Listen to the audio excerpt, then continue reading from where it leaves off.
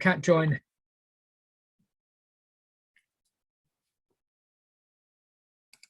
Thank you. Kat joined Headway, Cardiff and South East Wales in January 2018, having previously worked for the engagement and volunteering team at Macmillan Cancer Support. She has a degree in theatre design and production from the University of Wales Trinity St David's, and has also worked as a team manager on board cruise ships. So perhaps we should have another talk as well on that. So, but anyway, without further ado, I'd like to pass you over to Kat, who's going to give us tonight's talk. Thank you very much, David. We'll get to the cruise ship thing in a while. Everybody always wants to ask me about that bit. Just bear with me whilst I share the presentation with you.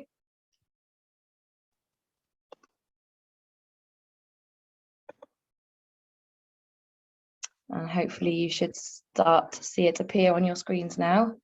Do give me a thumbs up if you can see it, so I know. Yeah, fantastic.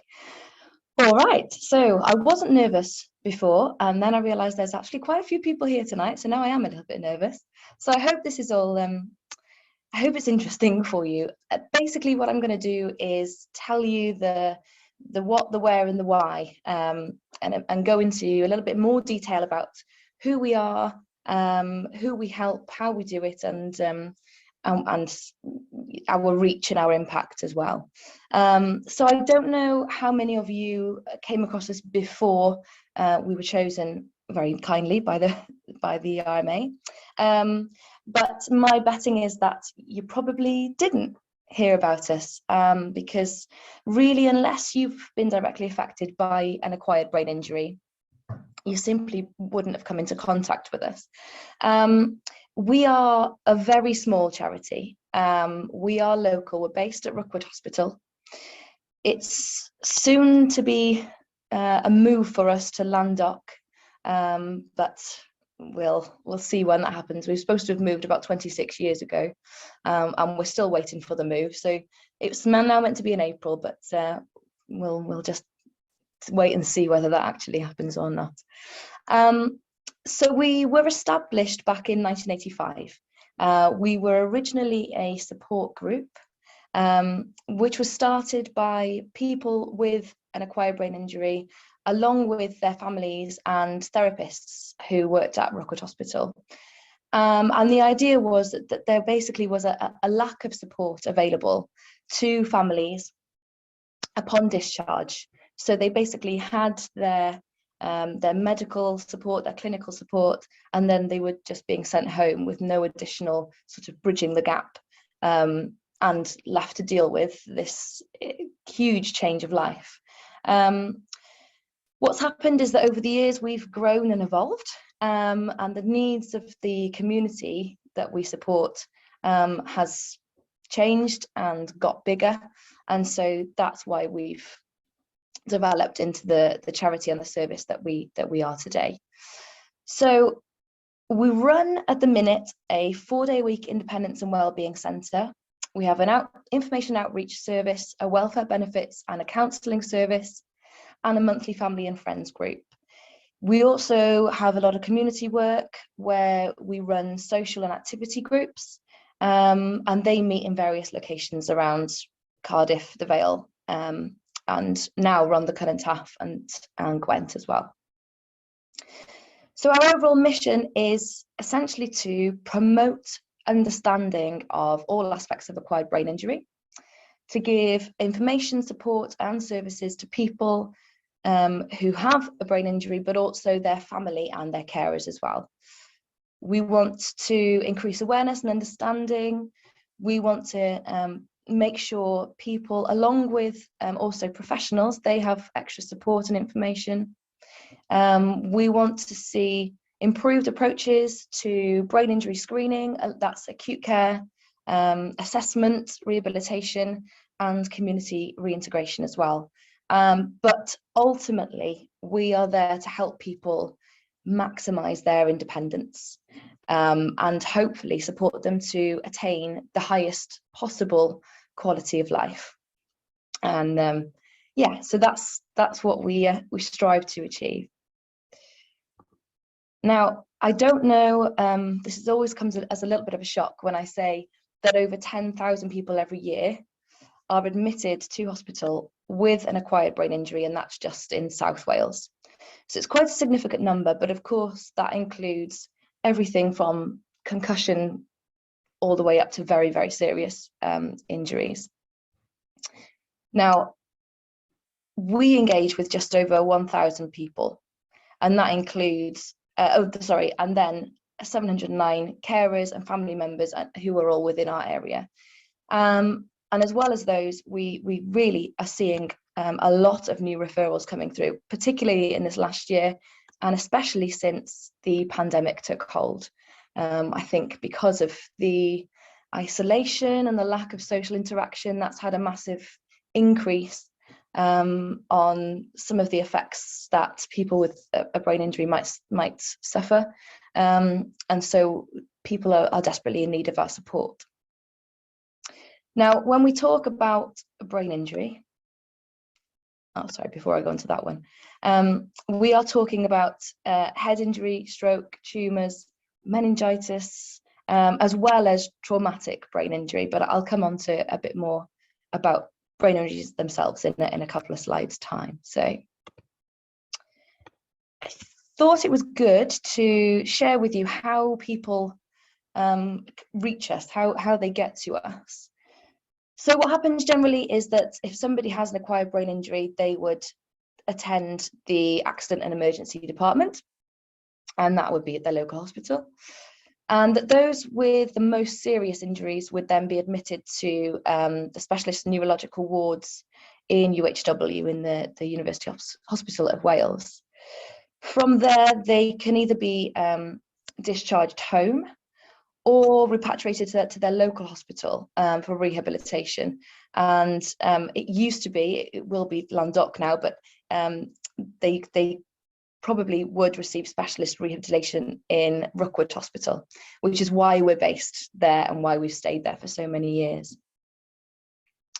So after somebody's been discharged back to their local community, those patients requiring any ongoing rehabilitation would receive support from their community therapists or their specialist neurological or brain injury service. And those are multidisciplinary teams, which would include people like psychologists, physiotherapists, occupational therapists, speech and language therapists, people who can help on a number of different topics. And where the need is for significant mental health, they can then be referred to the Welsh Specialist Neuropsychiatry Service, which is based in Landoc. Where individuals have got an ongoing need, which is social or emotional, that's when we step in. So that's the point at which they come to us. So they've been through quite a journey before they reach our service. But we are there then, I guess, generally for quite a long time, if not the rest of somebody's life. Because of course, with a brain injury, people don't often recover at a certain level. So it means that once they're accessing our service, we usually become like a part of their family in a way. So a bit more on brain injury itself then. So the definition, I guess, is that acquired brain injury relates to any brain injury which has occurred since birth. And that includes traumatic brain injury as well as tumour, stroke, brain hemorrhages. That's just to name a few. The umbrella is quite big. We do see quite a lot of people who have had traumatic brain injury, so caused from things like road traffic accidents, assaults, falls, accidents in the home, and that's really because they tend to be people who've suffered with significant injuries and then need a certain level of ongoing care. Those who have had an ABI, we tend to group the effects into three main areas. So we look at the physical, the cognitive, and the emotional and behavioural effects of the brain injury. So how the body works, how the person thinks, learns and remembers, and then how the person feels and acts.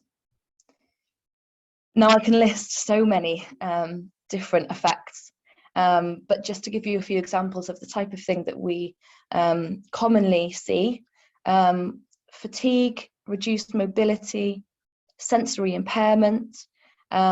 People might have difficulties with speech. They might experience weakness or paralysis, tremor, hormonal imbalances, problems with memory and initiation and motivation. They may have a reduced concentration span and a reduced ability to process information. Problem solving can also be an issue, and some of the different more sort of personality traits with impaired reasoning, and insight and empathy, so not being able to put themselves in another person's shoes and not being able to understand somebody else's viewpoint. We do have a number of people that suffer with a loss and difficulty with language or expression, and visual perceptual skills as well. And the biggest one, and the thing that I think is most difficult for the families, is when somebody experiences quite significant personality change. So that can be devastating. Obviously, the person themselves has gone through a very traumatic experience, but also the family essentially are having to grieve for somebody that they've lost, but still have a relationship with somebody that's here, and that can be very difficult to deal with. We may see some people who experience mood swings, depression, anxiety, and a lot of frustration and anger, especially when things are difficult to get out or communicate. And then they might have difficulty in controlling the level of anger and frustration. And sometimes that will progress into abusive or difficult behaviour. So there's lots and lots of things. I mean, that's not exhaustive by any means. Everybody is different, and the brain for everybody is different. So we will see one thing in somebody and then a totally different experience with somebody else. So it's a very interesting, but also sort of fascinating in a way, learning about the brain and actually what the different effects are of brain injury.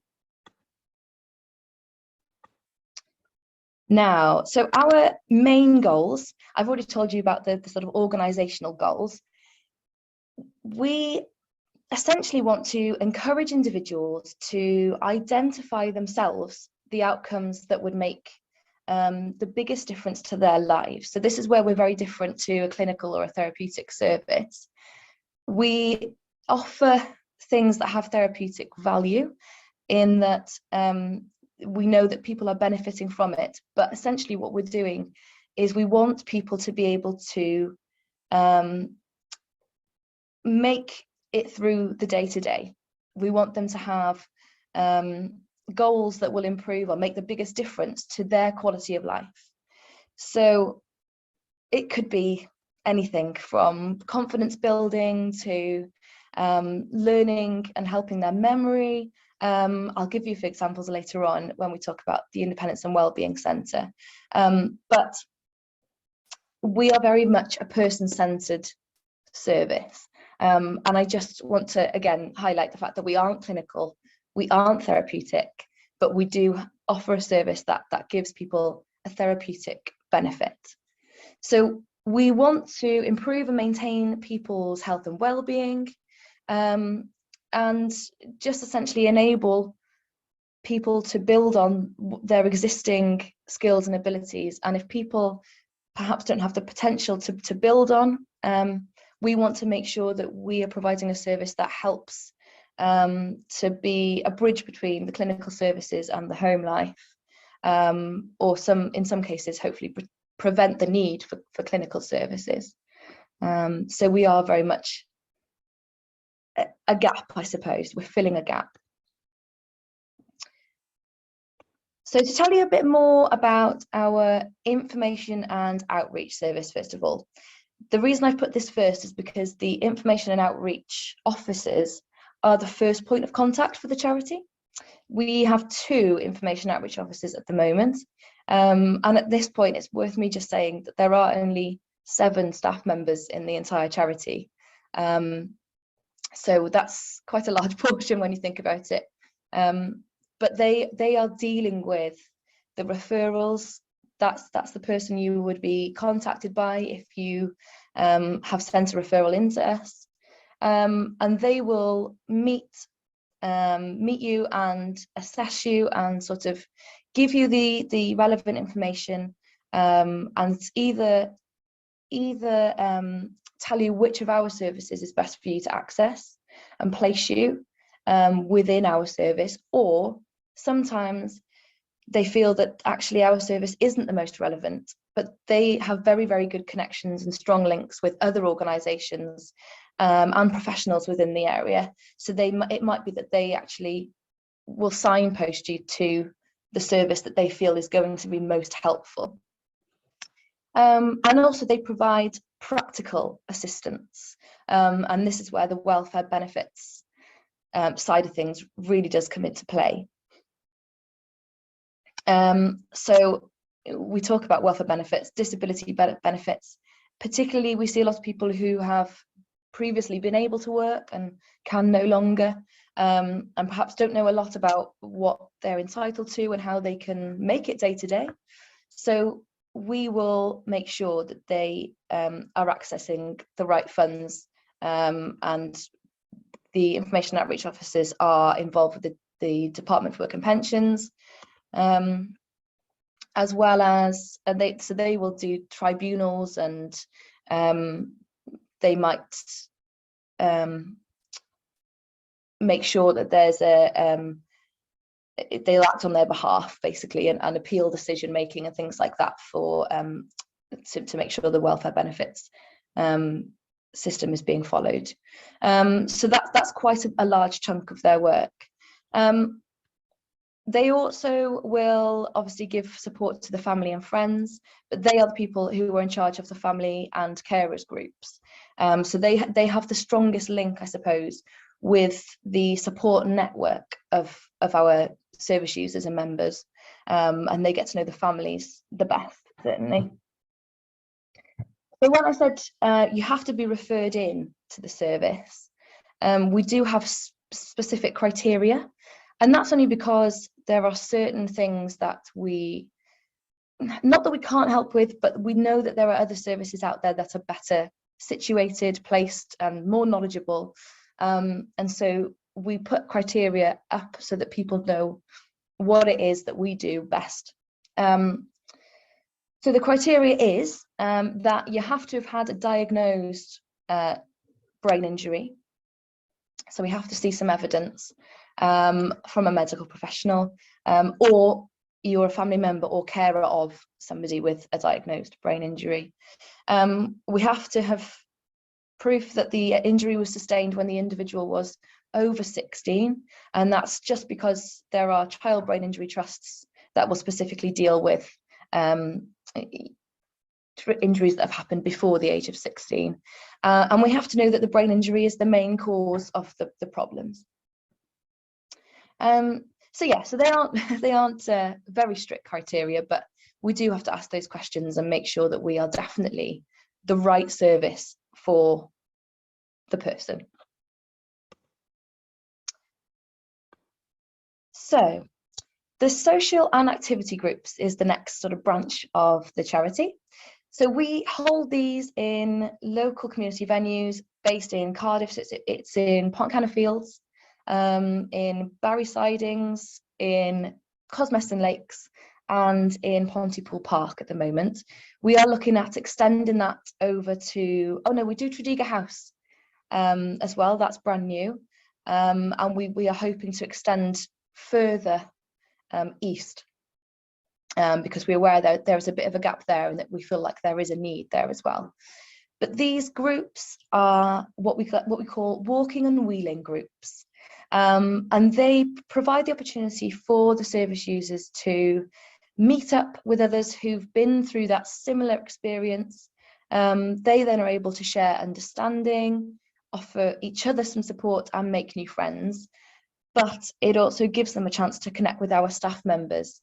And so they can ask questions, they can gain more specific support, and they can have a chance, I guess, to follow up on any previous issues with the staff members as well. The idea is that they're walking and wheeling because it's not only the social benefit of building on relationships and creating and maintaining a new social network within the community, but it's also a chance for them to embrace the outdoors, participate in exercise, and hopefully improve health, fitness and well-being. And we all know that there are many mental health benefits of being outdoors and taking part in outdoor activity as well. So those groups have gone from strength to strength, and like I said, we're hopefully expanding in the new year, should the funding come through for us. We never know. So that's that. So our counselling, this is probably the smallest part of our service, but actually it's probably one of the highest valued. Because it's one-to-one, we have 2 trained counsellors that currently work with us. One is a volunteer, which is amazing. And they help people come to terms and cope with some of the difficulties associated with brain injury. The counselling service is open to anyone, as in not just the person who's got the brain injury, but also family and carers can apply to have a counselling session as well. As you can probably imagine, with over 1,000 service users and 700 odd family and carers on our list, there is a waiting list with only 2 counsellors. So again, this is something that we will look to expand if we can get extra funding to do so. It is highly valued, and because it is that one-to-one specialist time with a professional counsellor, and it is currently provided free of charge, it's a service that not many people, because counselling can be quite expensive if you're going private, and a lot of our guys just simply wouldn't be able to afford to access it if we didn't provide it for free. So although it's small, it is a highly valued part of the service that we run.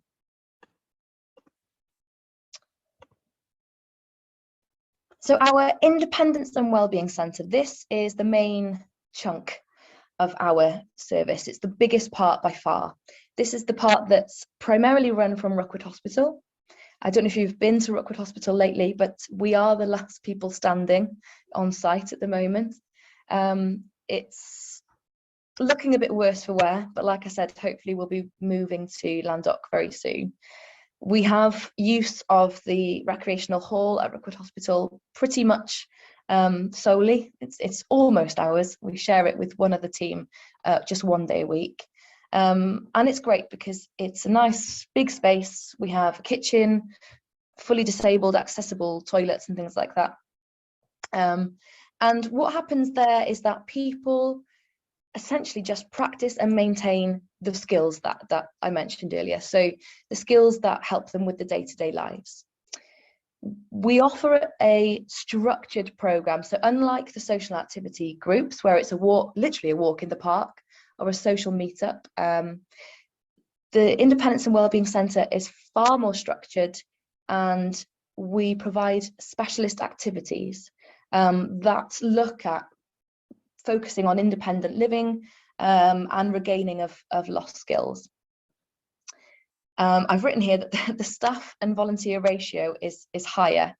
That would definitely be true pre-COVID, but post-COVID, it's been more difficult to have volunteers in because of restrictions. So hopefully we'll get back to the volunteer programme being far more operational in the coming months. But the idea is that there's a lot of staff and a lot of volunteers there, so that we are able to meet individual needs. So there's somebody basically on a one-to-one who can sit next to a person and help them get through the activity, work with them, and enable them to socialise and participate.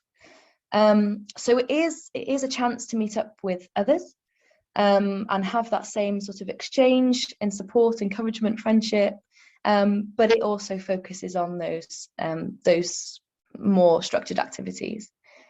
When we talk about day-to-day living, we have people whose goals may be that they would find reading and following a recipe to be extremely beneficial for their day-to-day. And so that's what we would help them to do.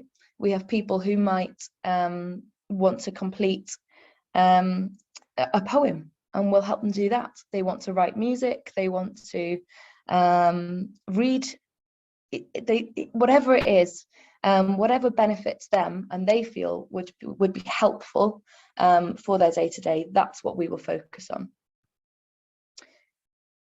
And just to touch on funding, because I feel like I really have to, being the fundraising and communications manager.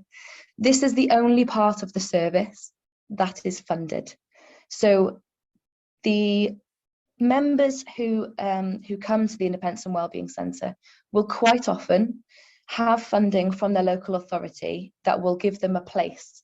So they will pay for the day, which helps us to cover the cost of the staff, the centre, the hire of the centre, the electrics, the bills, but also they have lunches there, and where we can, we try to get external facilitators in to provide extra workshops from time to time. So we worked with Hijinks Theatre a couple of years ago.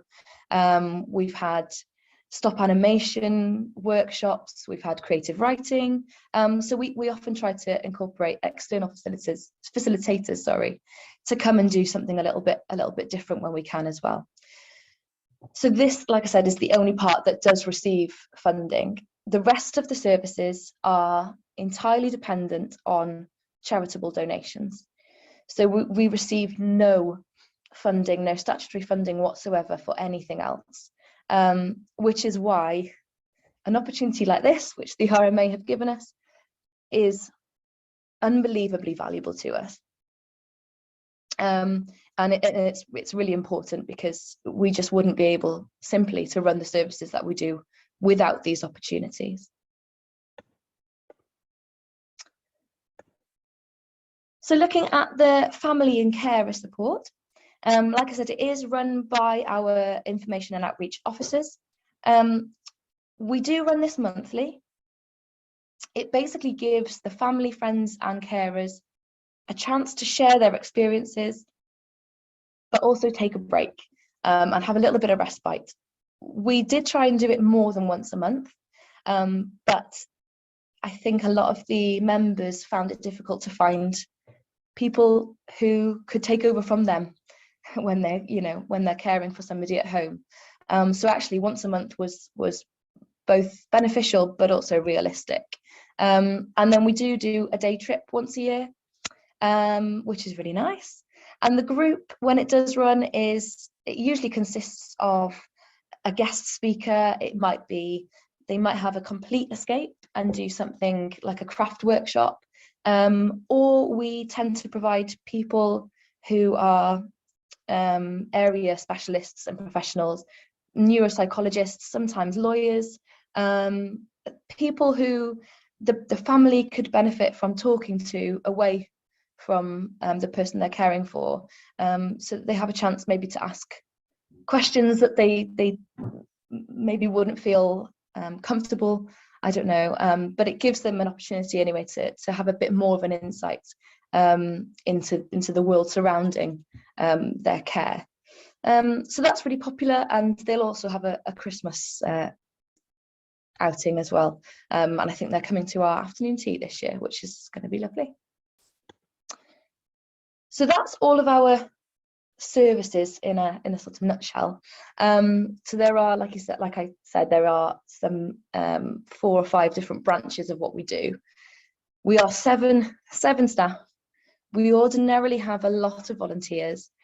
At the moment, we have 4 placement students who are with us from the psychology department at Cardiff University, and they're with us for the whole year. And so they're doing that as part of their degree course. And I have to say they're all fantastic, but I'm sure it is a bit of a learning curve for them as well. But that's it at the moment. The trustees are all volunteers, and our current trustee board is made up of 10 people who have all been there for nearly 25 years. So we have it's extremely well looked after, with a team of very dedicated individuals. Just to sort of touch on the impact, when we did an external evaluation a couple of years ago, and we asked the people that we helped, if our support had not been available, what do you think the consequences would have been? So to give you a couple of responses, one lady said, I've been struggling to get support from anyone, and without Headway support, I don't feel I would get any better, both physically or emotionally. Brain injury issues are very specific, and you need to speak to somebody who understands them.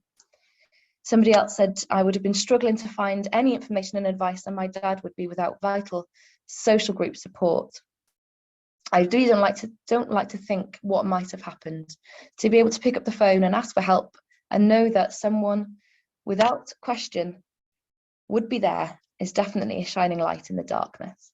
So we've had some lovely feedback for the service that we provide, and I think doing that bit of work was really good in helping us take a look at what the future might hold for us, and just sort of demonstrate how much the service is needed. So before I sort of start wrapping up, I just wanted to share with you a story on it. I mean, I was going to share Jack's story. I think I'm going to change it. I'm going to share Jane's story with you instead. But a lot of people may not realise, or it perhaps isn't widely known, that with a brain injury, your life, or with a severe brain injury, your life is changed in a split second. So a lady called Jane, she was at home with her 3 children, and she was running the bath in the bathroom. All that happened to her was that she left the cupboard door open in the bathroom, and she stood up too quickly and she cracked her head on the cupboard door. Doesn't sound like it should cause a very severe brain injury, but unfortunately Jane was in a coma then for about 6 months, having suffered a very nasty cut to her head. And she not only then had all that to deal with, but when she regained consciousness, her family said that she had had quite a significant change of personality. And we know that she suffered quite a lot of language loss. She wasn't able to communicate particularly well at all. So she came to us quite quickly after her hospital stay, and she joined our Independence and Wellbeing Centre. Now, she originally started, what we do in the Independence and Wellbeing Centre is that we have different days, and it dependent on somebody's level of need, that's how they're placed on a certain day. So Jane was placed with us on a Wednesday, which is where people with quite a significant need would be placed. And we started to work on her communication skills. In the background, her family also attended our support group, because, as I've mentioned, with personality change, they not only had to deal with caring for Jane with all of her difficulties having had the brain injury, but also they essentially were dealing day to day with a person that they didn't know. So it was quite difficult for them they have to grieve for the person that they have lost, but come to terms and deal with the person that they're now caring for as well. So she spent about 2 years in our high needs group in the Independence and Wellbeing Centre. Her language skills came on so much that she moved on to a different group. By having that social interaction and that peer-to-peer support, as well as the staff support, she progressed. And although she will never recover, her communication skills have developed such that she can now start to reintegrate with her community, and she started to access community groups and things outside of Headway, which her family, I think, previously would have thought impossible. But it's just to really highlight how quickly your life can change just by banging your head on a cupboard door. And that really was her entire world turned upside down. So there we go. I think that's where I'm going to leave it.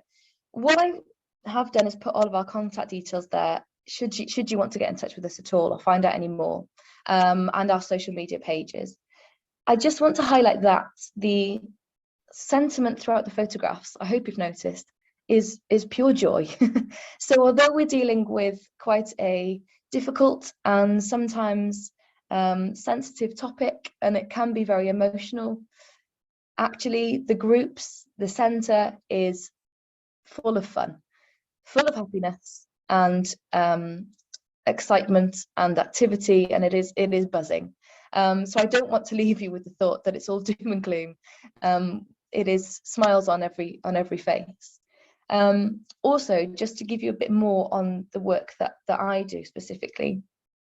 So I am the fundraising and communications manager.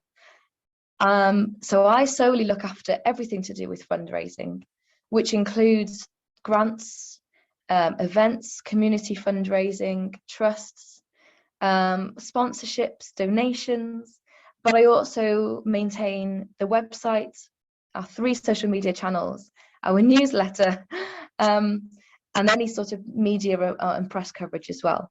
So that hopefully gives you a little bit of an insight into more of what I deal with on a day-to-day basis. But I think everybody in the charity has got several different hats on because there are so few of us. But it is a wonderful place to work. And I hope I've given you a good overview of what we do and a bit more of an insight. And I just want to say thank you very much for choosing us and supporting us this year, because it really will make a difference, be it £50 or 500 or 5,000, whatever happens at the end of 2022. It really will have a significant impact on our charity. So thank you very, very much. And yeah, please let me know if you have any questions. Oh, thank you. Thank you very much, Kath. That was a very interesting talk. Is it possible we could take the screen off so people can see each other? Yes. If we ask questions. Thank you. Okay. If I could just ask a question, obviously there's a great need. You speak about the fact how many people are involved. These 1,100 people. Why is it, do you think, that people like local authorities are not giving you more support? Because there's obviously a gap here in the service they're providing, and if you weren't there, these people, I guess, are going to get much worse and then need their services more. So why is it, do you think, they're not supporting you more? I just think it's a question of funding and of money, and there's only a certain amount to go around, and it has to cover so many different services and so many different support routes, not only for brain injury, but for so many other things as well. I think if there was an endless pot, perhaps they would look at it again. But yeah, I just honestly think it's a question of having more money available, especially when we look at the NHS and the Welsh Government. They just don't prioritise, I guess, brain injury, and that's understandable. There are lots of other causes and things to focus on, but you never know. We'll keep campaigning, and hopefully one day it'll change and we might get some statutory funding. Yeah, somehow. We were national lottery funded at one point, which did allow us to grow. So that gave us the biggest shift, and allowed us to sort of evolve into how we are today. But that ended some years ago now, and we keep applying, but not yet successful for the bigger pots of funding. So we've just got to keep going. Okay. Anyone Where else? will you be based in the future then? Will you be based at Landock? That's the hope. That's the hope. So what happens at the moment? So the Cardiff and Vale Health Board gift us the office building that we're in at Rickwood. When I say it's an office building, it's two corrugated sort of containers, one on top of the other. But we do have electricity and running water and heating, so that's good. But they gift us that. And they have promised that they will continue to provide us with a space. And there is a space at Landock that is earmarked for us. But we've got to wait and see what the contracts and what the final word is on that. So hopefully it will be Landock. And that's where our main office will be, and potentially where our the higher needs group, as I mentioned, on a Wednesday would be. And then we'll probably have to change and alter our service slightly so that we offer more satellite groups in specific areas to be able to reach people. Yeah, we just have to see. Hopefully we will be moving there in April, but as I said, it's been 26 years in the making already, so yeah. Anne, sorry. Yeah, thanks, Kat. That was lovely talk. Out of your 7 members of staff, are they fully supported through the money that comes through the health boards, or does your charity funding partly fund them as well? Yeah, so it's entirely the only people that are supported through the local authority funding are the 2 full-time members of staff who work within our centre, and that's our independence and wellbeing centre manager and 1 independence and wellbeing officer. Everybody else is funded through donations, sponsorships, and whatever money we can beg, steal and borrow, essentially. We do have funding, so the information and outreach officers, we got gifted some money to fund one of their positions by an Iron Bevan Health Board, and Hugh James solicitors sponsor the other position at the moment, but of course it's not forever. It has an end date, as sponsorships often do, and so that's the thing about charity, I suppose. You never quite know what's going to happen, but we have got that funding for at least another 2 years on both of those positions, and everybody else is entirely charity money to cover the roles. So have the numbers gone up and down over the years then? Yeah. There are certain positions which will essentially never change, in that we have a CEO. We have to have a CEO. she's our captain. And the centre manager obviously is vital, and the support workers there. But everybody else, it has sort of moved around. I started off being the volunteer coordinator when the volunteer programme was much bigger. And then there was a need, we decided, for a fundraising officer, because we needed to focus on fundraising. So that's how I became the fundraising officer, and then the fundraising manager. But yeah, it's all changeable, it's all movable, and it all funding dependent on what happens, I suppose. Rich. Yeah, thanks. And that was a really good talk. Thank you. And you set it out really well. And I think if ever, not really the motivation to raise funds, but I think you certainly sold us all on putting a good shift in this year for you to try and raise as much as we possibly can. So thank you for that. I suppose my question was, look, I mean, you're right. I was surprised by the number of people that are affected. And I guess the question is, are there other organisations in Wales or in England doing similar sort of work to yourselves? And do you have a link in with those at all? So yes, there are other organisations. They don't run a service like ours.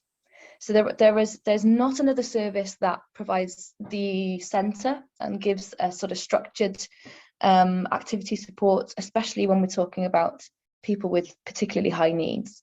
What is in place in South Wales at the minute are specialist care homes where people, have live-in carers and personal assistants and things like that. But we're the only centre-based, community-based service that's a permanent feature, I suppose. There are also other support groups.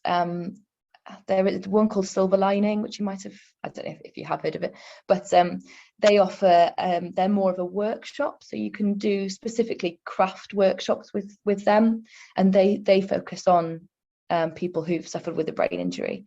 So there are one or two, but nobody that does what we currently offer.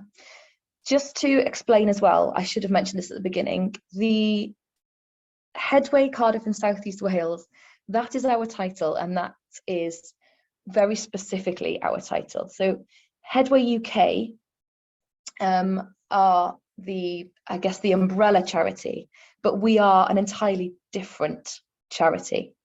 So we are linked, and we share some of we're affiliated to them in that we can share some of their information, leaflets and booklets, and we can access things like they do a brain injury ID card, which we can help our service users get, but we run entirely separately. So in terms of money and funding, we have nothing to do with them as a charity. And there are other Headway groups and branches in Wales and close to the border, but the majority of them are still a voluntary once a month support group. So we are quite specifically different from them. Again, linked but not linked, linked but not the same. So that's why I'm always quite strict about having the Headway Cardiff and South East Wales full title, just to try and avoid any confusion, especially when it comes to donations. Yeah, sorry, I've gone off on a bit of a tangent there, but hopefully that was okay.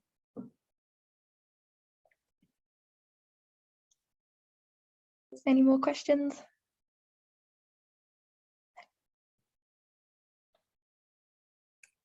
Nick Hawkins, you had a question, yeah? Yeah.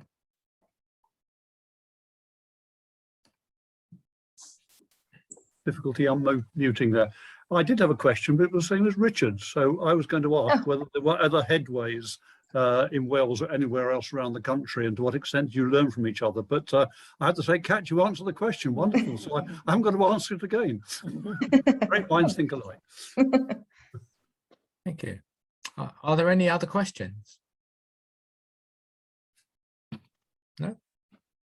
Richard, you got another question? Sorry. Yeah, I guess it's, I mean, just give us a bit of a flavour for the priority. So the funding we raise, so is it specifically in the area that you talked about earlier on that you want those funds to be used for? Is that where the focus would be? Yeah, I think really the need now is to look at the areas that we're missing. So we know that there, especially in Newport, we don't have enough people to help in that particular area, but essentially our core costs are just, really where the money is ultimately needed. And we always find difficulty because a lot of grant funders won't consider covering core costs. They want you to cover a specific project or have something quite nice and flashy and shiny to talk about.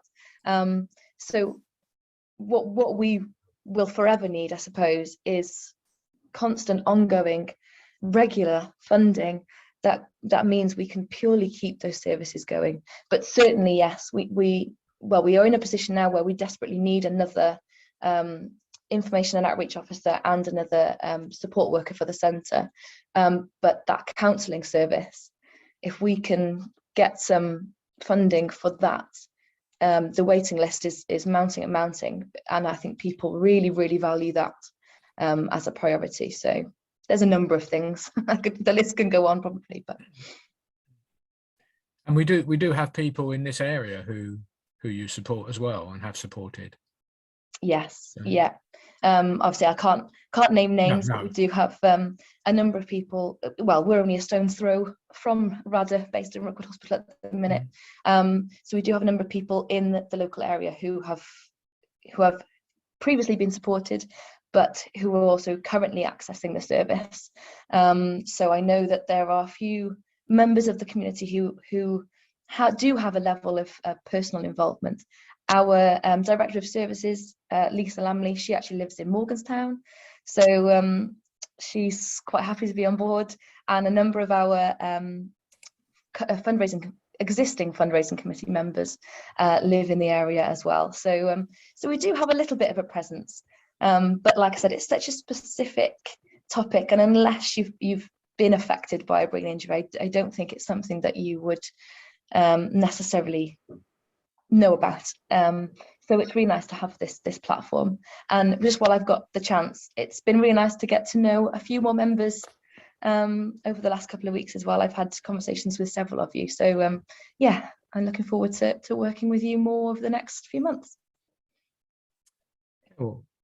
Thank you very much. And I just say I found that talk very, very informative. I think that there are lots of people that really didn't know that much about the charity, but I think now they do understand a lot more about it, and also why funds are really needed. I know other charities do get at least some sort of central funding, but obviously in your case that doesn't quite seem to be the case. So thank you once again for the talk. There will be a little gift wending its way towards you. It won't be stone thrown now, and I'll come and deliver it to Rickwood Hospital. Thank you, David. Yeah. Well, if not David, hopefully Kat will be here at the Christmas event, which we will be discussing later on. Can you wait that long? For a good bottle, I can definitely wait. So, okay, well, thank you very much. And we'll carry on now with the rest of our meeting. First item is the minutes of the last meeting. Last meeting we had Ruth Marks talking about volunteering. I don't think there was anything else that came out of that. We had a treasurer's report. We had a discussion about the festival, which we're going to discuss again. Planning, which again we're going to go through this evening. We're going to talk about the Christmas lighting, and we had one discussion about green bins. And of course, all our green bins have now been collected. Unfortunately, perhaps we are right at the beginning of the cycle. So our bins were collected at the beginning of November when the leaves were still falling, and some other areas are just having their collections now. So I think there do seem to be an awful lot of leaves around, but I think that's just the way things go. I don't know if anybody else had any items from the last meeting. In that case, we'll move on. Treasurer's report, David.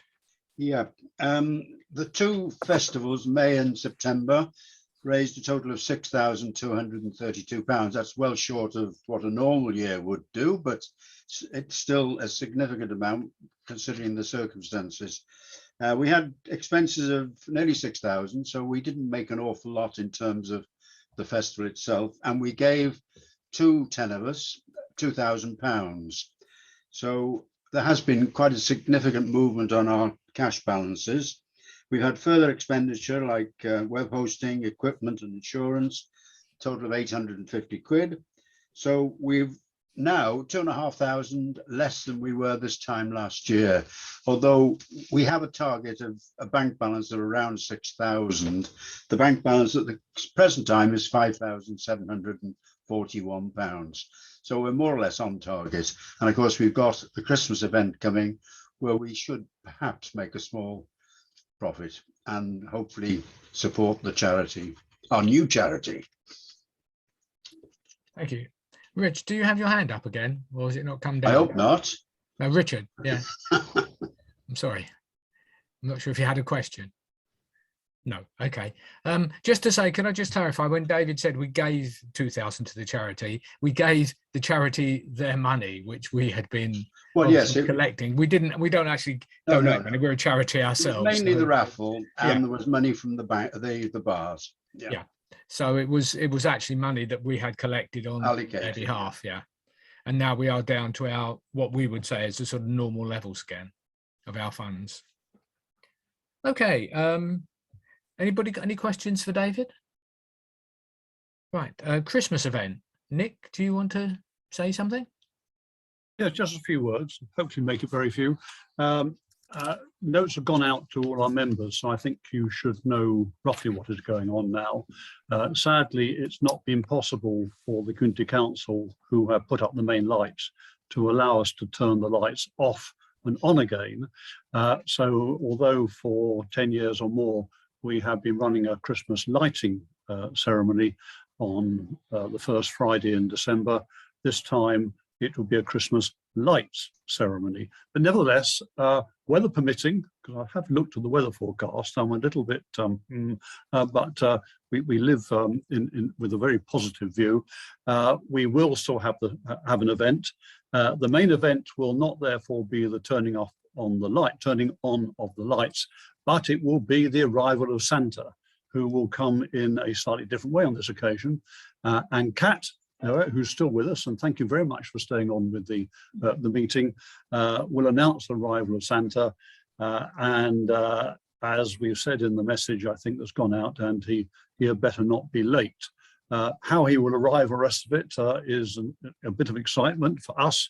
I don't know if he's going to arrive like Pudsey Bear did down the Thames with 007 music, but we will try and make a little bit of excitement about it. But basically, it is going ahead. We have quite a large number of stalls, and we would encourage everybody to come along. There are just two things that I would like to record here, and I will put into the minutes. We would like to find, for now, and also potentially for the future, if there are any qualified electrical engineers who could assist us in putting up the lights and doing it in a very safe way. We have had a team who have been doing this for some time, but there have been a little bit difficulties. One's got family problems and all the rest of it. So getting some new blood involved would be absolutely great, because not only would it give increase the numbers this year, but also it means to say that we have extra people for following years. So I put that out to the people here, and also put that in the minutes.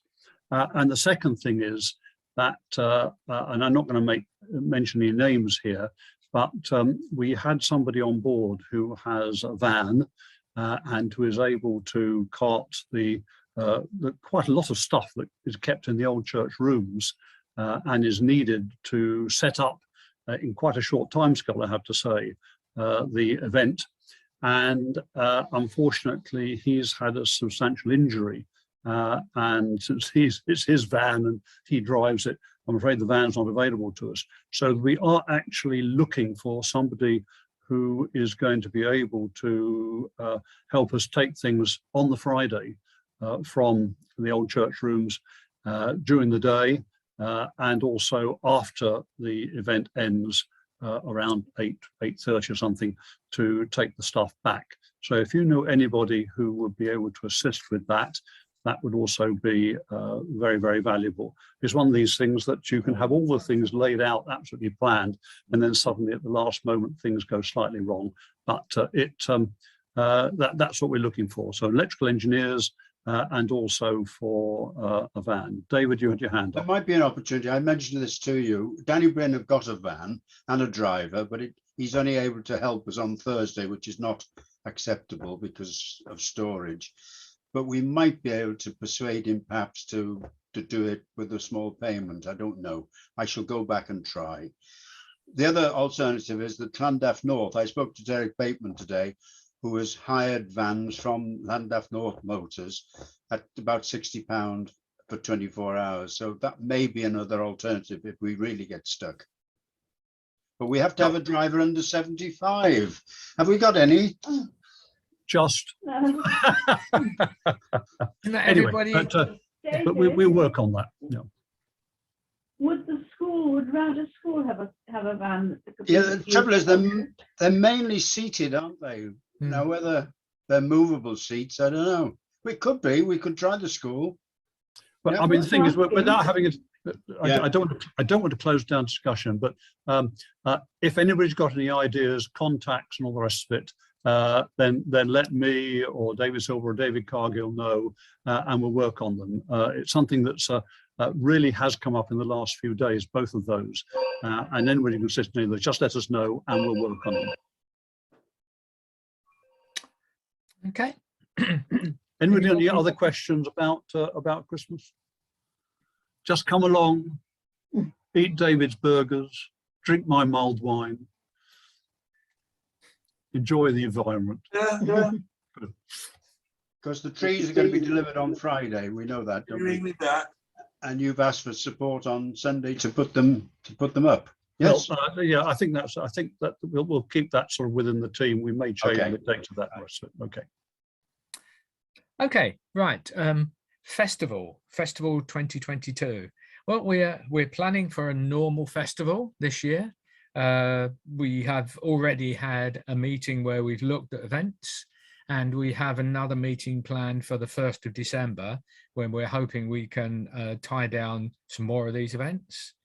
So far, there seem to be a couple of newer events and quite a number of the regular events.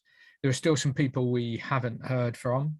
So there are one or two things we're not sure about, but hopefully after the meeting on the 1st of December, we'll have a much better idea of what the actual program will look like. There's still a few things which are unclear. Obviously with the schools, it's quite difficult at the moment. As people probably know, the levels of COVID in especially primary schools has been quite high, and therefore they're still working in their bubbles that they were last year, and therefore they're not actually meeting as choirs, orchestras, etc. So some of these things are still a little bit up in the air, but hopefully things will be sorted out by a couple of weeks' time.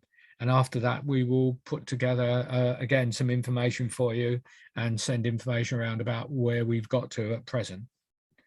I don't really want to go into details of any specific events at this stage, unless anybody has any questions. Just one thing for you, David, and also for Kat.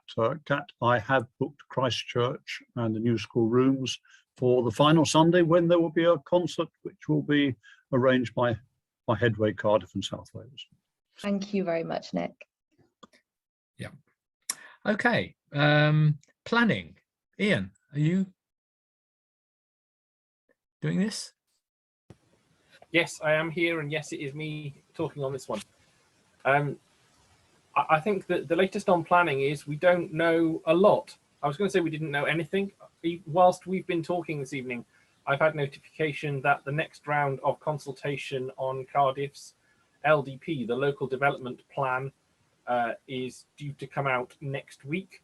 I know nothing more about it than it is due to appear next week, as that one is very hot off the press.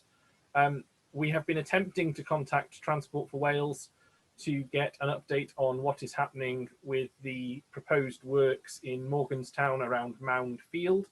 They unfortunately have gone very quiet on us since our consultation with them earlier in the year.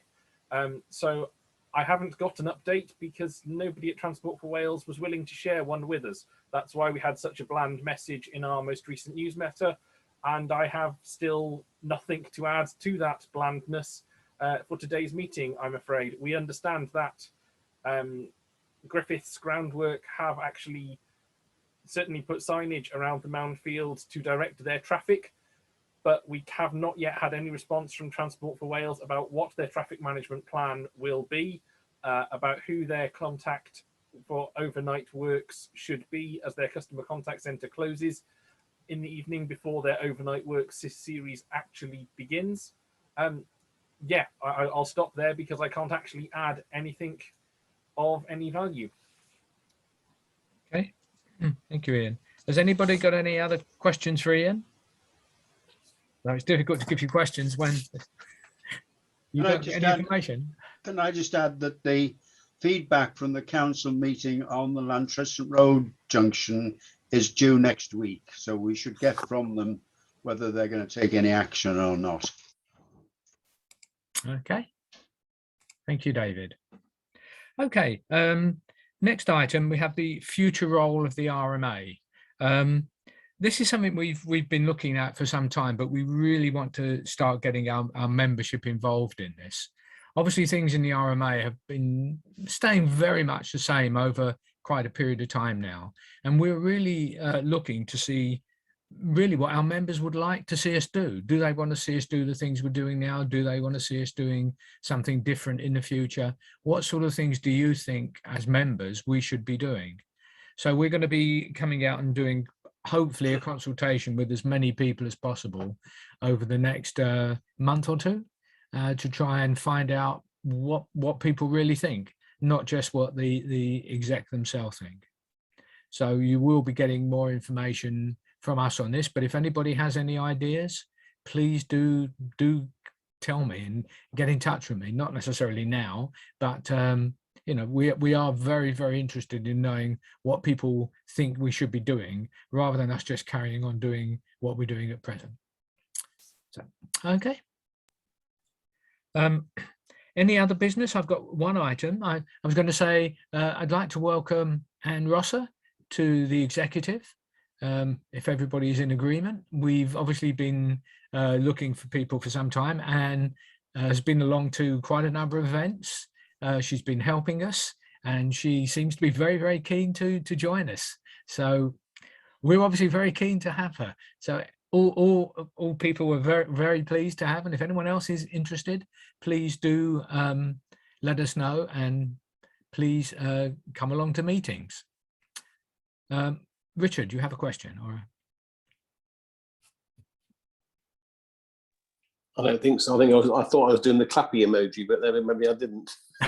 sorry, I thought it was your hand up. Looking from here. I can do it again if you want.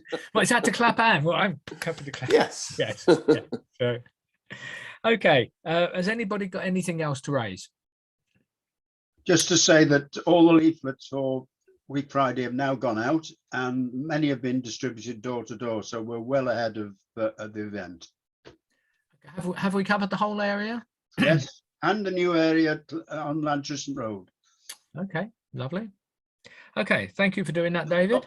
Lots of stock in the library and in the schools if you run short. Okay. And in the local shops. Okay. At the moment, our next meeting is not agreed. We haven't arranged a speaker, but if we find a speaker, a suitable speaker, there will be a meeting on the 21st of February. But we will be in touch before then to let you know what's going on. Okay, so thank you all very much. And thank you very much again, Kat, for talking to us tonight. And I think it was something that went down really well. So thank you very much.